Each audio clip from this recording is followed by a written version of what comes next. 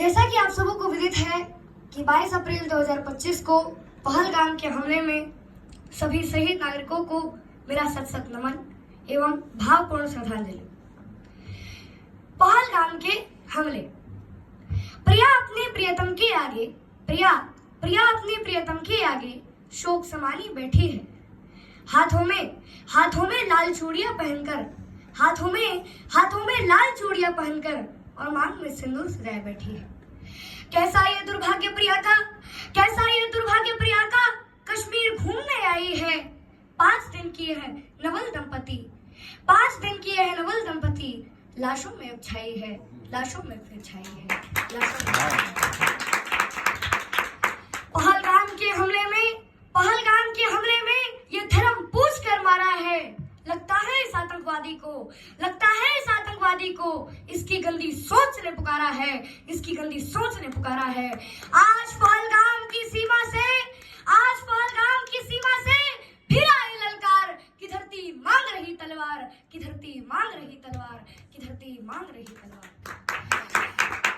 मांग में सिंदूर सजाए बगल में अपने प्रियतम को सुलाई है।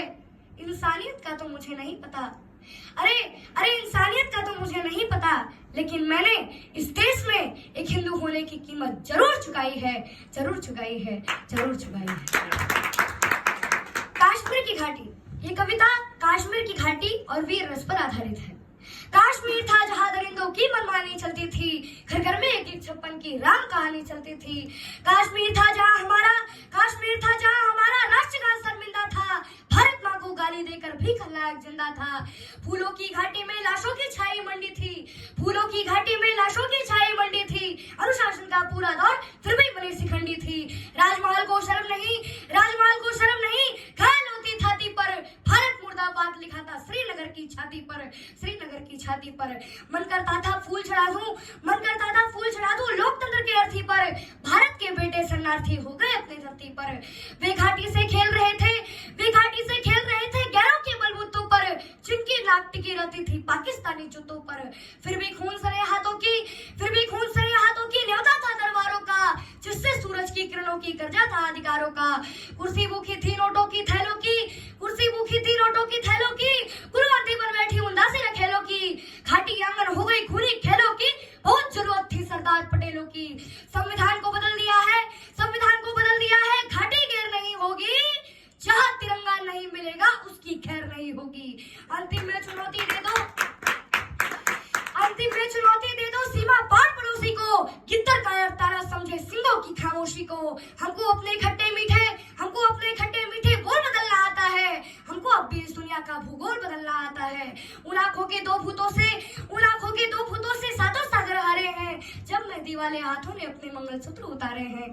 गीली मेहंदी रोई होगी छुपकर घर के कोने में। ताजा काजल छूटा होगा छुपके रोने में। जब बेटे की अर्थी आई होगे सुने आंगन में। शायद दूध उतर आया हो बूढ़ी माँ के दामन में। वो विधवा पूरी दुनिया का बोझा सर ले सकती है, जो अपने पति की अर्थी को भी कंधा दे सकती है। मैं ऐसी हर देवी के चरणों में शीश झुकाता हूँ। इसीलिए तो मैं इस कविता को हथियार बनाकर गाता हूँ।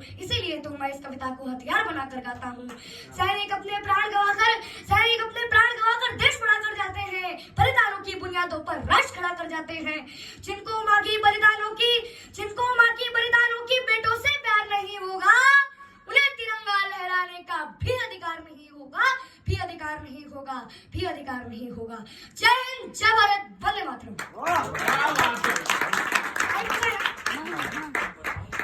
कुछ दिन तो निश्चित लगते हैं अच्छे दिन आ जाने में। कर्मवीर बनना पड़ता है गर्भस्थ शीश उठाने में। लो उड़ान भर ली मर्यादा पुरुषोत्तम के तीरों ने। कश्मीर में लहरा दी तलवार हमारे वीरों ने।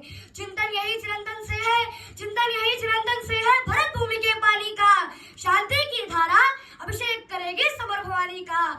वर्षों की बलिदानों का मजमून नहीं ठंडा होगा। हिमखंडों में खड़े रहे पर खून नहीं ठंडा होगा।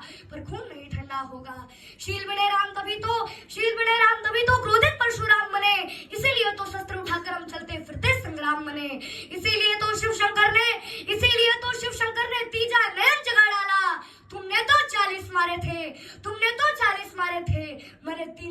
लगा डाला, मैंने 3 शतक लगा डाला, मैंने 3 शतक लगा डाला।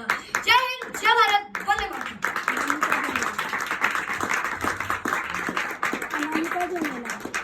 नाम मात्र का भाईचारा, नाम मात्र का भाईचारा है पर दिल में दूरी है।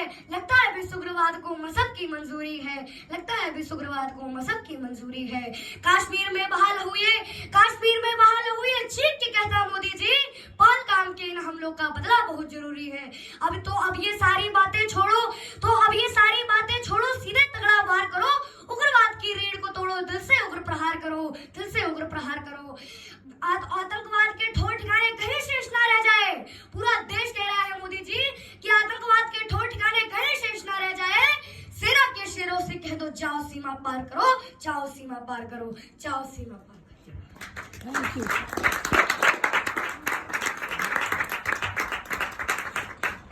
क्या बात है गाइस, इतनी एनर्जी मेरे पास भी नहीं थी। जोरदार तालियां गाइस।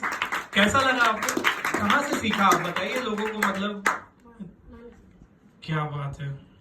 माँ तो माँ होती है। जोरदार तालियां गाइस।